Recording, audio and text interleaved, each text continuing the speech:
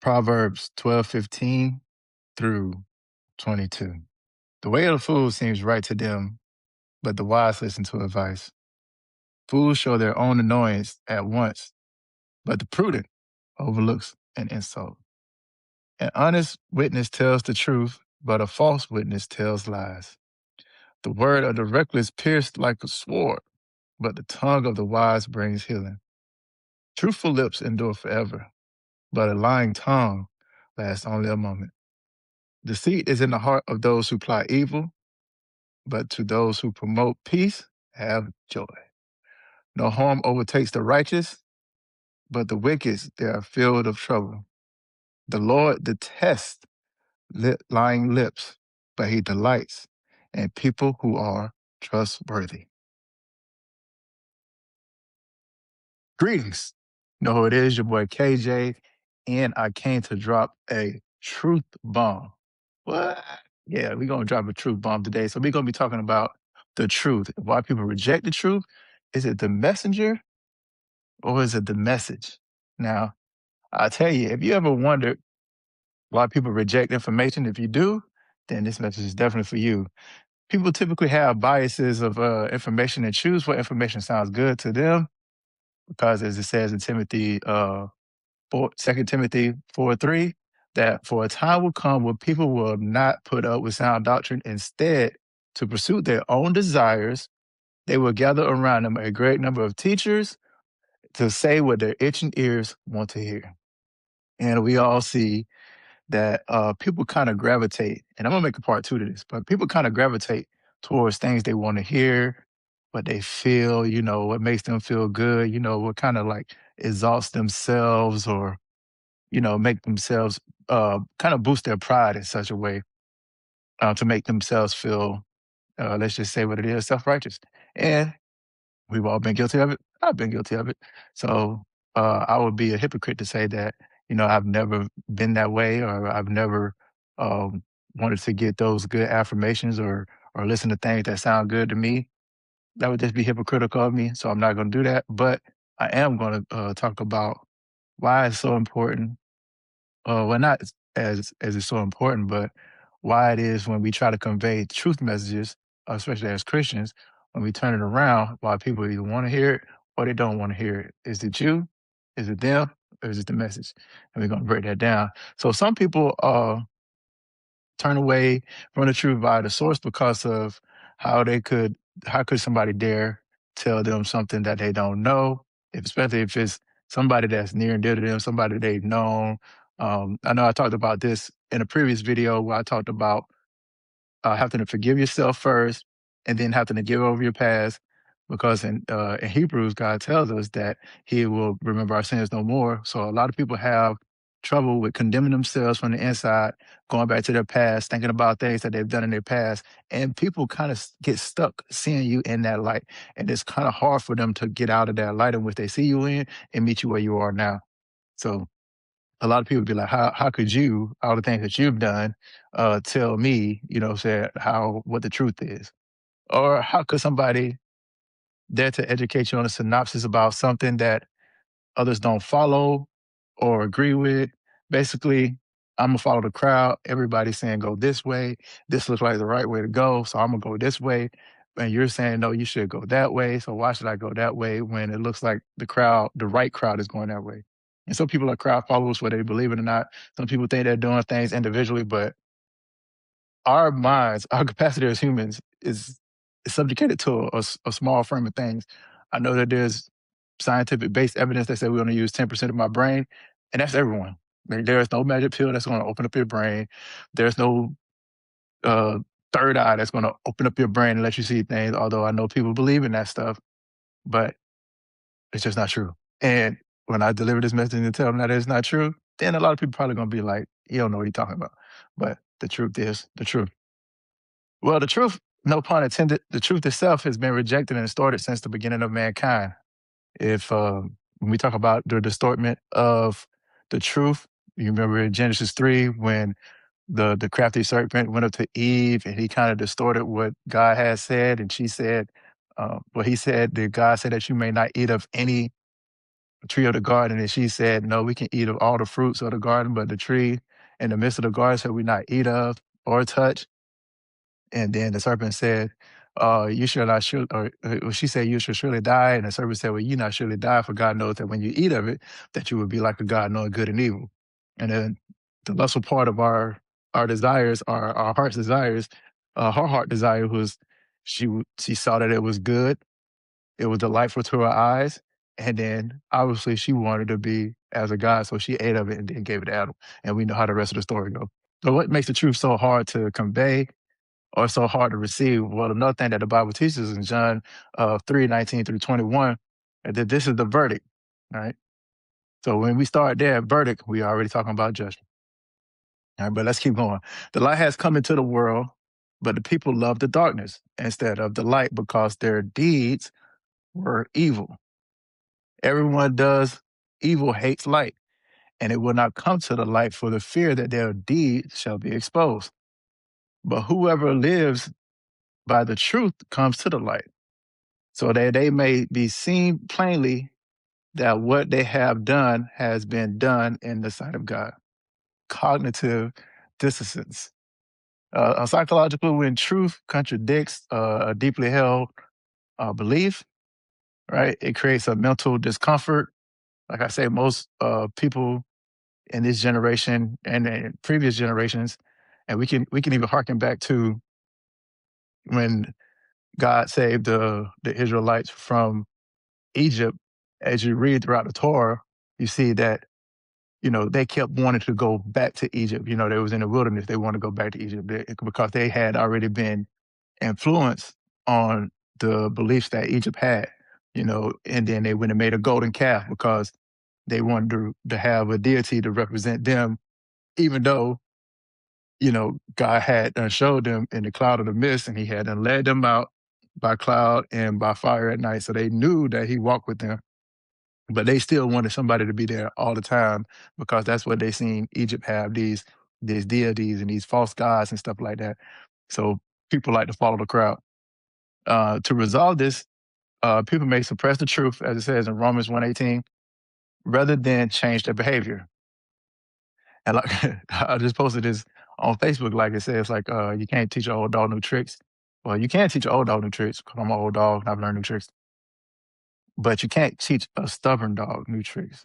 So if you have somebody that's stubborn, have you ever seen a stubborn dog that just, they don't want to move, they go to a certain area all the time, you can't get them to change up their routine. It was such things as so with humans, and that we don't want to change the things that we already have established in our own heads, the things that we believe in our own head. And then when we are kind of confronted with the truth, we give pushback. As Josh Goebbels says, if you tell a big enough lie for long enough, then people will eventually believe it. And we've seen lie after lie after lie after lie in this society end up becoming truth. And I'm not going to get into examples, but living in this day and age, you can see it, and you can even see it when they're talking about this. I'm not going to give an example. I'm going to leave it alone. I'll say that for a different video. But if you do tell a lie long enough and big enough, then eventually people will start believing it if it's not challenged. Well, sometimes you have to go about challenging these things. And I would say, as a Christian, some of the church people, we have lost being able to challenge things. We kind of just fall to the wayside and say it is what it is. And that goes directly against what the Bible tells us to do. Again, ask yourself, is it the message? Often people reject the message because it shatters fragile illusions that allows them to live in the rebellion of their comfort. So let's go back to John 3:19, the verdict. Judgment is not a future event, but an ever going on event in the present world where light arrives to the person of Jesus. Yet humanity by nature preferred the darkness of sin, as you can see all throughout the Bible. And people often refer to Matthew 7 when we talk about judgment, and they go to Matthew 7:1 and they say, do not judge, lest you shall be judged. For in the same way you judge others, you shall be judged. And with the measures that you use it will be measured unto you. And as some Christians, they see that and they kind of get reserved, they kind of get scared.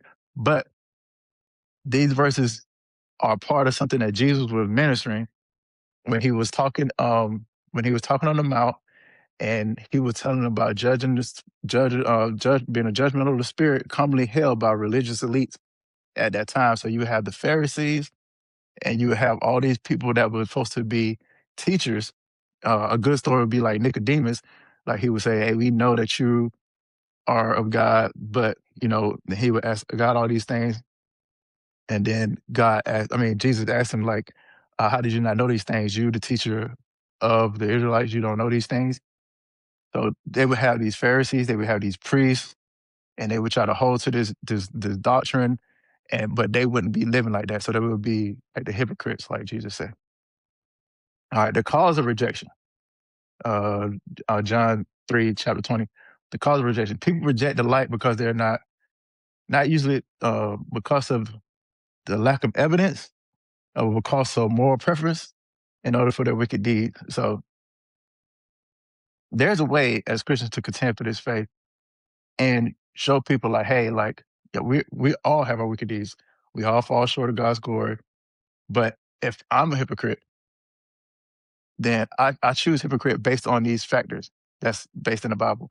If you're a hypocrite based on these things just because you want to live this style, and you don't even know why you're being a hypocrite, because we all have the same moral values when it comes to murder, when it comes to pedophilia, when it comes to stealing, like all these Levitical laws that we go by. We as Christians get to pick and choose because Jesus came and died for our sins, and he gave us some common laws that we're just going to go by, that is explained in the New Testament, and he writes it on our hearts and on our minds, as God said. But the people who deny that, they deny that just based on whatever it is they want to.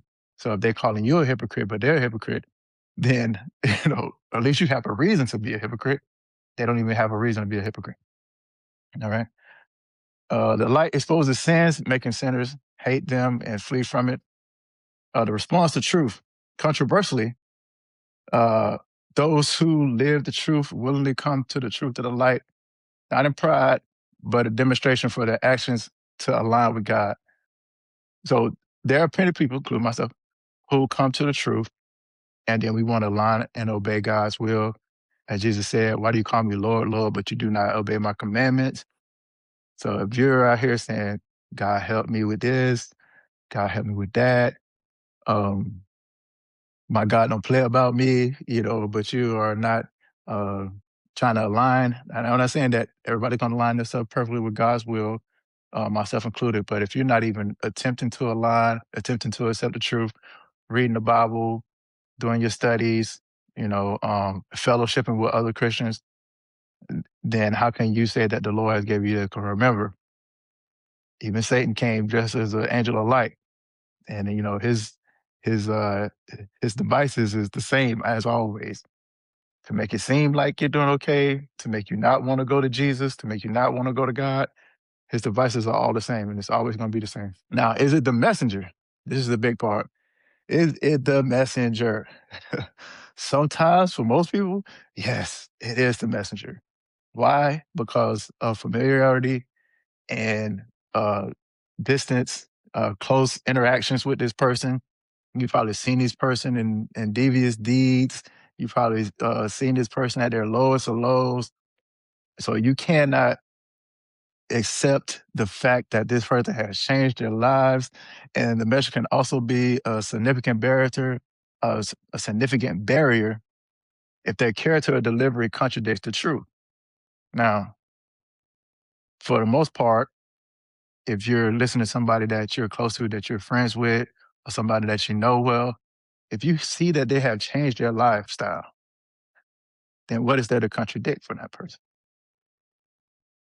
Now, if they're trying to preach to you, are they trying to teach you something about the truth biblically, but you see them still out here committing adultery, cheating on their wife, uh, cussing like crazy, just not trying to align themselves with God, still smoking, still drinking to get drunk, partying out, committing fornication, committing all kind of sexual immoralities, then yeah, I wouldn't listen to that person either. But if the truth is coming from somebody that you see has aligned themselves with God's will, um, trying to show you how the Holy Spirit is blessing them to be able to walk in the faith, to be able to live in the righteousness of Jesus Christ, then that might be somebody that you want to listen to. Okay. And familiar or biased, Jesus was rejected. Remember, Jesus was rejected in his hometown because the people were scandalous by the common background of him as being a carpenter, including the reject of the message that was solely because of the messenger. And they already had an idea that when the Messiah came, he was supposed to come as this warrior who was going to win back Israel, who was going to save them. Even though in the text that you will see, like in Daniel or other prophets, I want to say Ezekiel, see them kind of like talk about the Jesus coming and then a second coming. All right. So they was kind of looking for this Messiah to come back, defeat all these nations, and save Israel and bring them back together. And they also was like, this dude is just a carpenter. Like, what does he know? Even though they seen the signs and wonders that he's here. So if we go to Matthew 13:54 through 58, it says, coming to his hometown, he began teaching to the people of the synagogue. And they were amazed, where did this man get all this wisdom and these miraculous powers? They asked. Isn't he a carpenter? Isn't he a carpenter's son? Isn't his mother named Mary? Aren't his brothers James, Joseph, Simon, and Judas? Not not the bad Judas, the good Judas, who eventually went by Jude. Aren't all of his sisters with us? Where did this man get all of these things?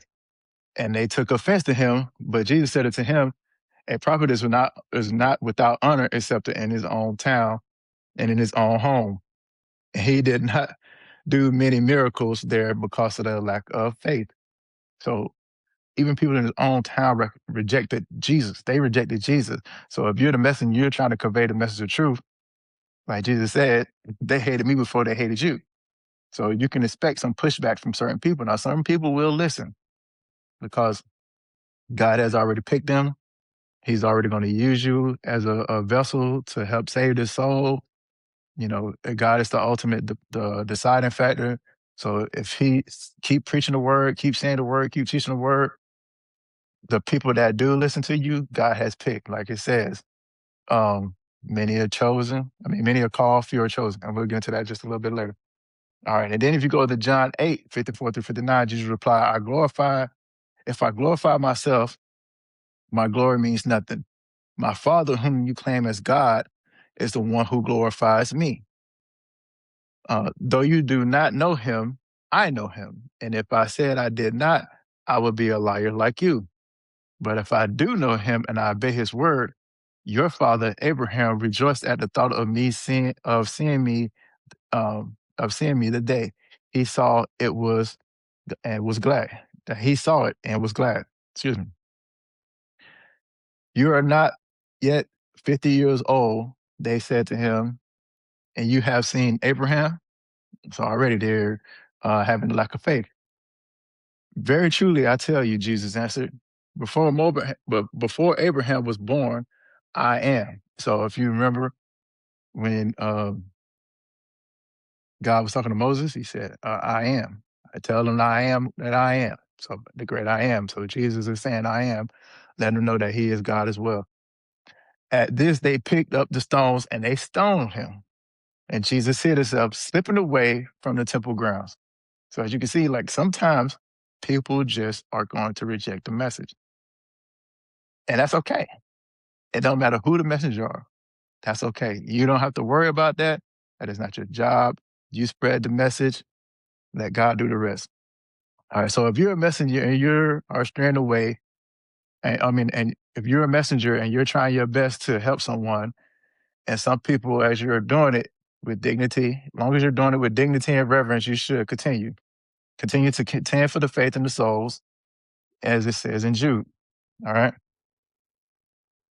If you are upset because you're trying to give someone the truth, then you should probably take a step back. All right. If you're getting upset because you're trying to get somebody the truth and they're rejecting the truth from you, you probably should take a step back and ask yourself, am I doing this to glorify and edify myself? Or am I doing this for the glory and the edification of God?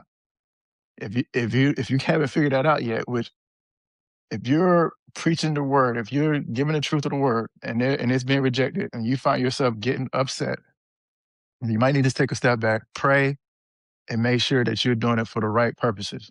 All right, because a lot of people like to debate, a lot of people like to yell, scream, and fuss and fight just because they want to seem smart. They want to seem like they know everything. All right. If you're doing it for that purpose, you're doing it for the wrong purpose. We only do this for the edification and glorification of God, right? And God is going to get his glory, whether you want him to or not. So do it. Make sure that you're doing it for the right reason. Lastly, if you're being honest, truthful, and speaking with reverence to who you're speaking to, and your word and the word keeps continue to get rejected from that person, you let God deal with the rest. Because like the good book says, and I said it earlier, many are called, few are chosen, as it says in Matthew 22. And we all know that when God calls us, he's going to call. It's just best that you pick up and don't harden your hearts. All right. Because he'll let you choose.